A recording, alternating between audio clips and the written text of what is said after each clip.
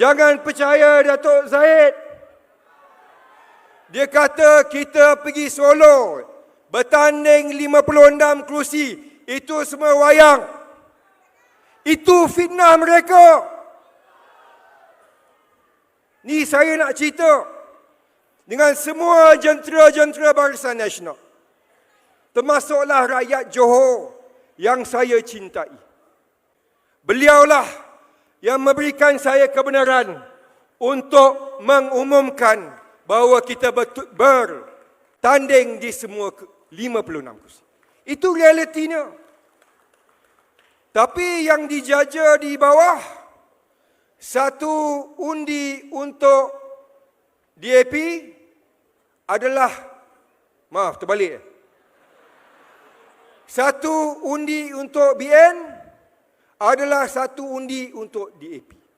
Itu yang mereka katakan. Itu fitnah yang dijaja, betul? Pada hari ini, tuan-tuan dan puan, saudara-saudari yang saya kasih sekalian, termasuklah bangsa Johor yang saya cintai. Jangan risau, jangan gusar.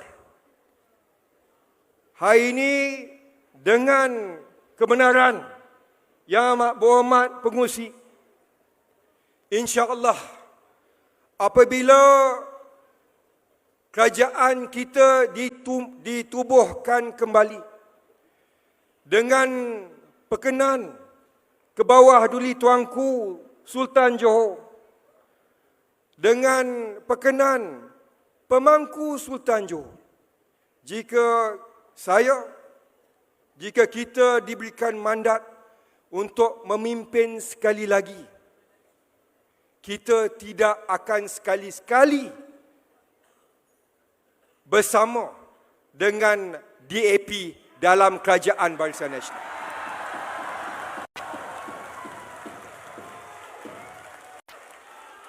Setuju atau tidak?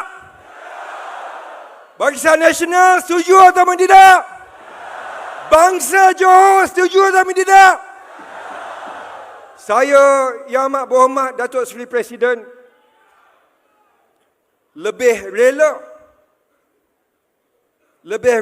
tidak memegang jawatan Menteri Besar daripada duduk semeja dengan mereka, tuan-tuan dan puan-puan.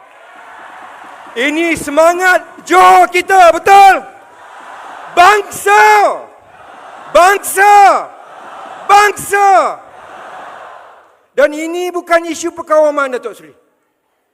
Kita dekat Johor, Datuk Seri, masyarakat Melayu, Cina, India duduk sebagai satu keluarga.